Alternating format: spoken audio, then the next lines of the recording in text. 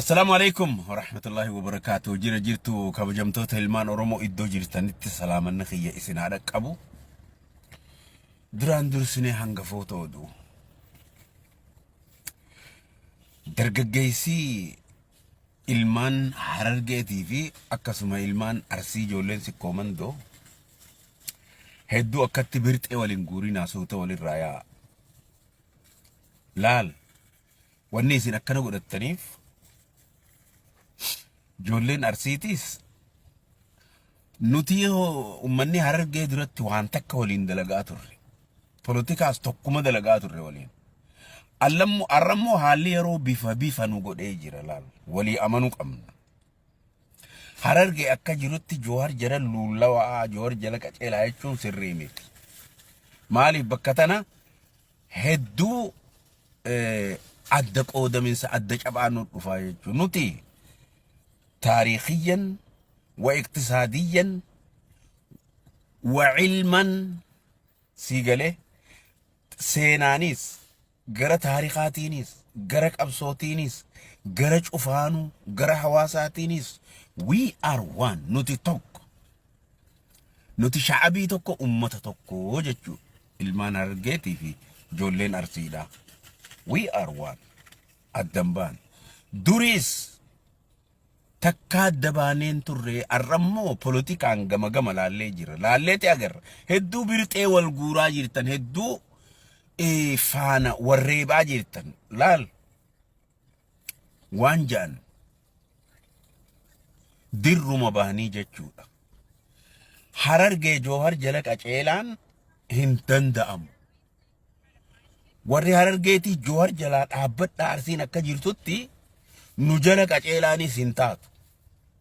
Bakka tana waan godhuu dandeenyu amma wal mari'achuu qabna. Wal marii nu barbaachisa. Ka wal marii nu barbaachisu nuti akka jirutti harargeen raabaa gadaan buufannee eebbifannee jirra. Waan abaaramtuu takka tanurraa ceceetee ganda keessa ceceetu malee akka jirutti mukaacitaan namaa sa'an. Abbootiin gadaa hundi eebbifannee jirra. Abiyyi Ahmad deeggarraa buufannee jirraa jechuudha. Abbaan fedhe poolitikaa yaadaatiin gara fedhe deeggaruu danda'a. Tanuma keessattuu ammaas mirga nuu kannan abbaan fedhe OLF deeggaruu danda'a. Abbaan fedhe akka personaaliitti Jowaar Mohaammed deeggaruu danda'a. Abbaan fedhe marroo baananii deeggaruu danda'a. Abbaan fedhe waan fedhe deeggaruu danda'a. Harargee ta'e ammoo nuti raabaa gadaan ganda keessatti jeeqmayni akka ganda keenyatti hin dhufu akka ummata keenyarra balaan hin geenye nama Jowaar Mohaammed qabatee ganda keessa deemu harargeetti balaatutti bu'aa jechuudha mataa isaa. Ammoo yaada isaatiin akka fedhetti onlaayinii irratti abbaa fedhe akka deeggaruu danda'u onlaayinii irratti akka naasoyitaa maata naasoyita jee namni isaa cinquun jiru jechuudha.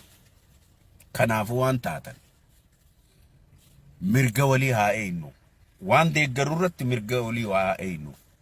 Amma kabajamoon keenya ulfaataan keenya Jowaar Mohaammed nuti akka personaaliitii fi akka qabsaawaa Oromoo tokkotti akka qabsaawaa duriitti we respect him ni kabanya obboleessa kee.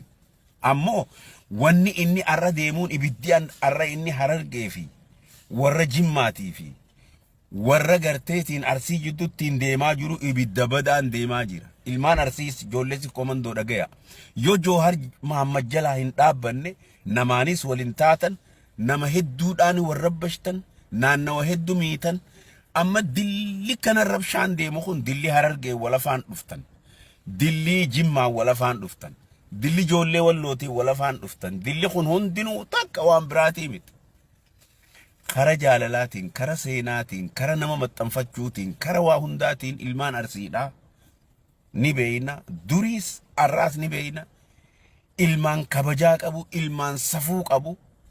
Ijoolleen arsii ijoollee kabajaa qabdu ijoollee safuu qabdu ijoollee heeraaf seeraan guddatte ilmaan ijoollee Aadam Jilooti ijoollee Aliyyi Cirriiti ijoollee Nadhii Gammadaati jechuudha. Ijoolleen tun ijoollee Jamaal Roobaleeti ijoollee dhugaati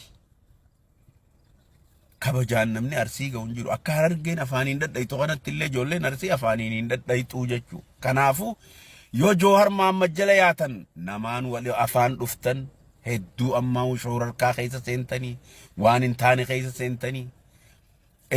Jawhar amma gandummaa mootiin gandaa abbaa duratti Jawhar Mohammad akkatti beeynutti abbaa tokkummaati, abbaa gamtaati, abbaa seenaati, abbaa jaalalaati, galma qabsooti Jawhar Mohammad jechuun duri akkatti beeynu. Amma immoo abbaa facaasuuti, abbaa jibbansaati, abbaa hedek dhukkubbii mataa, abbaa hiraarii, abbaa laal akkuma inni jiru mee bifa isaatu achi ilaali. Hedduutti cinqachaa jira waan kana maaliif waan hin dandeenyetti seene amma bar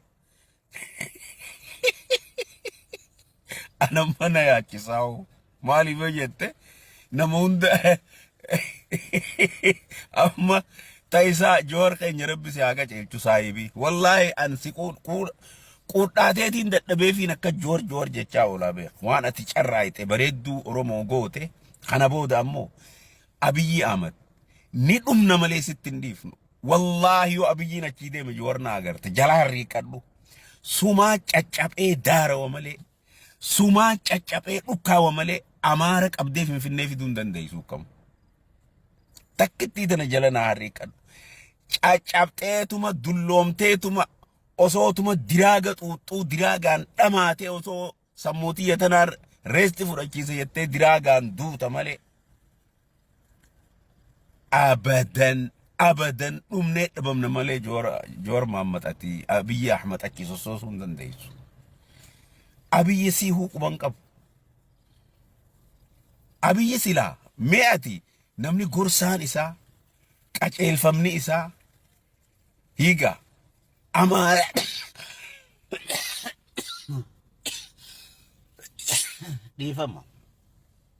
dhiifafaan na jira. Namni gorsaan isaa Amaara hiiboo namni gorsaan isaa lidatuu gilatuu eessa baaqeetiin dhayxame bilaashuma dachii wareerta malee aktivistiin keetiis amaluu keenya faadha. Gaffaateetuma isa galatoonfachuu waattu wargaa bar zamana kana laal harree waan jette dhageesse harree waan jette eegaan handu araddaan tun hin feelin jette Jawhar Mohammad. Yoo ati Itoophiyaa keessaa deemte Oromoon nagayaan jiraachuu hin dandeessu keessaa waan argee fi arsii fi Jimma. Amma barate oluma baatee warra Jimmaa abaaruu qofaa si hafee bara namichi kun Jimma irraa dhalate warra Jimmaatti duula maarreetti tanumaa si hafe amma tanallee jechuuf ta'isa maaliif yogguu goda tokkollee dhabdee irkoo takkallee dhabdee bakka hunda dhabde maayyiin warra politikaa fail down hogguu ta'uu deemu Jimma duuluu ta'isaa jechuudha. Amma Hararge duulu jirta Hararge irraa hogguu ka dhabde ijoolleen Shawaa fittuus hin dhiiftu sii quban qabdu. Namni atitti duuluu ta'isu Jimmaa jechuudha. Ijoolleen Jimmaatis mukotti cabsisee firraa si dhorkiti. Akka ajaa'ibaatti firraa si dhorkan. Siigalee amma politikaa tiraasha kana gara geessituun qabdu kabajamoo keenya. Ulfaataa keenya obbo Jawhar Mohammad. Politikaan kee tiraasha ta'e please hadaraa abbaa keetii uummata Oromoo kanarraa dhaabbadhu diddaa itti fufi.